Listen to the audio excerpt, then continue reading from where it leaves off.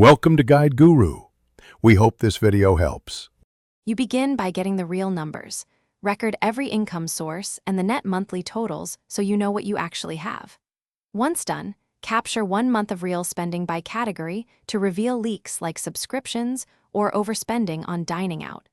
Make sure to set 2 immediate goals, a 3 to 6 month emergency fund target and a concrete monthly savings amount. This first step creates a factual baseline you can act on instead of guessing. You now build your working budget by prioritizing fixed obligations so bills never slip. Next, allocate remaining income to variable categories, setting realistic caps based on tracked spending and checking rules like housing not exceeding 30% where practical.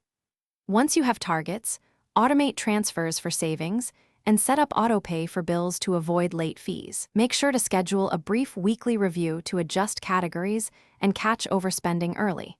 This keeps the plan usable and adaptive as life changes. You finish by making monitoring routine. Each month, compare planned versus actual spending and refine category caps accordingly. If you hit a shortfall, act quickly, trim non-essential variable expenses or temporarily pause subscriptions and reallocate funds to cover essentials. Conversely, if you consistently have surplus, put that extra toward high-interest debt or your emergency fund to shorten timelines. One troubleshooting tip: if tracking falters, simplify to 3 buckets: needs, wants, savings, and rebuild detail after consistency returns. Thanks for watching.